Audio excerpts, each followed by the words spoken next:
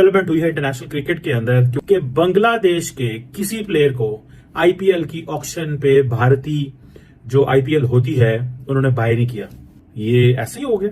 नहीं, ये भारत के जय शाह साहब ने, अमित शाह साहब ने, नरेंद्र मोदी साहब ने, डॉक्टर जयशंकर साहब ने, ये मोहम्मद यूनुस साहब और बांग्लादेश को सबक सिखाया। और अब हुआ ये कि जी आईपीएल में बांग्लादेश के खिलाड़ियों को नहीं लिया जाएगा। ये फैसला किया है ना सिर्फ ये कि पीएम मोदी ने, उनके साथ डॉक्टर जयशंकर, अमित शाह साहब और जितने भी लोग मोदी जी की गवर्नमेंट में प्रोमिनेंट जगह पर हैं, मिनिस्टर्स हैं या कुछ हैं, उन्होंने फैसला किया है और उनकी तरफ से कहा यह जा रहा है कि शायद उन्होंने ही प्रेशराइज किया है। और वहां पर हिंदुओं के साथ जो हो रहा है उस चीज को लेकर बांग्लादेश के सारे प्लेयर जो है वो अंडरग्राउंड फैसले किए गए कि इनको उठाना नहीं है, इन सबको जो है अनसोल्ड जाना है। इस वजह से बांग्लादेश के सारे प्लेयर अनसोल्ड हो गए। पाकिस्तानी क्रिकेटर तो होते नहीं आईपीएल के अंदर, मगर एक और टीम है जिसका कोई क्रिकेटर इस बार नहीं ऑक्शन में खरीदा गया, वो है बांग्लादेश की टीम। और एक अफगानिस्तान की टीम है, उसमें उसके काफी क्रिकेटर खरीदे गए। क्रीम के पॉलिटिकल कनेक्शन नहीं है। बांग्लादेश के प्लेयर्स की परफॉर्मेंस भी कुछ खास नहीं रही है। आप देखिए पाकिस्तान के अंदर टेस्ट वो जरूर हरा के गए हैं, अदरवाइज उनका कोई प्लेयर मतलब उस तरह से आया नहीं सामने।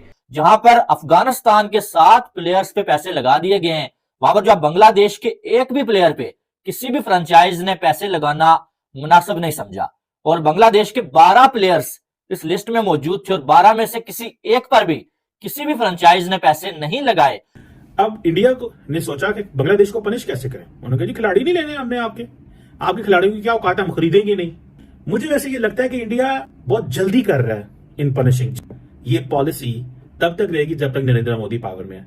कई लोगों का कहना यह भी है कि जय शाह जो इस वक्त के क्रिकेट बोर्ड के चेयरपर्सन हैं, जय शाह को शायद उनके फादर अमित शाह साहब ने और साथ साथ नमस्कार दोस्तों, क्रिकेट रेसिंग में आपका स्वागत है। दोस्तों सऊदी अरब के जेद्दा में इस बार आईपीएल ऑक्शन 2025 की हुआ दोस्तों। इसमें दोस्तों इस बार ऐसा हुआ कि बांग्लादेश के खिलाड़ियों ने सोचा भी नहीं होता। दोस्तों बांग्लादेश के 12 खिलाड़ियों ने आईपीएल ऑक्शन में अपना रजिस्ट्रेशन करवाया था, लेकिन इस बार आईपीएल के ऑक्शन में दोस्तों बांग्लादेश के 12 खिलाड़ियों में से एक भी खिलाड़ी आईपीएल ऑक्शन में इसकी नहीं खरीदा गया दोस्तों। इस बात से दोस्तों पूरा बांग्लादेश के खिलाड़ियों ने एक ट्रेंड चलाया है कि आईपीएल को बाइकआउट करो, लेकिन इससे कुछ नहीं होने वाला दोस्तों। अब पाकिस्तान मीडिया में चर्चा हो रही है कि पाकिस्तान वालों को आईपीएल में खेलने को नहीं मिलता है, लेकिन इस बार बांग्लादेश खिलाड़ियों को भी आईपीएल से बैन कर दिया गया दोस्तों। अब इसका ये जोड़ कर दे रखा जा रहा है कि बांग्लादेश में पिछले दिनों तख्ता पलट हुआ था दोस्तों। अब इसका ये कारण हो सकता है कि वहाँ पर हिंदुओं के खिलाफ जो अत्याचार होता है इसका बदलाव बीसीसीआई ने लिया है। तो इसके बाद पाकिस्तान मीडिया में भुखला गया है कि पाकिस्तान खिलाड़ियों के बाद बांग्लादेश खिलाड़ियों को भी आईपीएल से बैन कर दिया गया है। तो पाकिस्तान को वीडियो का इसमें क्या कहना है, तो चलिए वीडियो स्टार्ट करते हैं।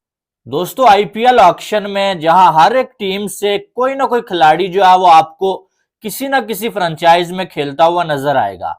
जहां पर अफगानिस्तान के 7 प्लेयर्स पे पैसे लगा दिए गए हैं, वहां पर जो बांग्लादेश के एक भी प्लेयर पे किसी भी फ्रेंचाइज ने पैसे लगाना मुनासिब नहीं समझा। और बांग्लादेश के 12 प्लेयर्स इस लिस्ट में मौजूद थे और 12 में से किसी एक पर भी किसी भी फ्रेंचाइज ने पैसे नहीं लगाए।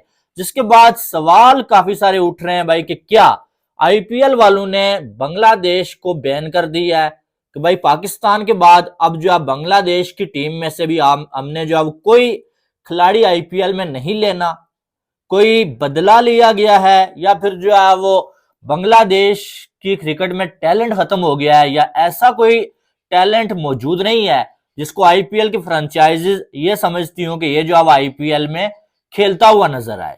क्योंकि आप देखें जो नाम दिए हुए थे ना, उनमें से 2 लोगों पे बोलियां लगी हैं और उन 2 पर भी किसी ने भी पैसा लगाना मुनासिब नहीं समझा है।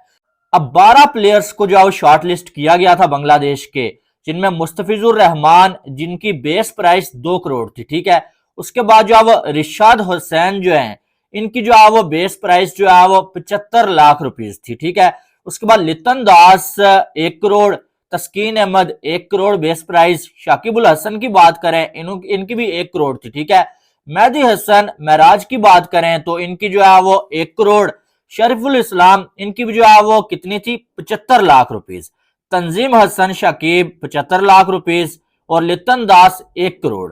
उसके बाद जो है वो नाहिद राना 75 लाख और हसन महमूद इनकी जो है वो 75 लाख बेस प्राइस थी, ठीक है। और मुस्तफिजुर रहमान जो है इनकी सबसे ज्यादा। ट्रंप कहते हैं ना कि मैं जो भी हो जाए, जैसे भी हो जाए, कुछ भी हो जाए, मैं ट्रेड वॉर्स की तरफ जाऊंगा। So it means they are using trade as an instrument to change the behaviours of other nations.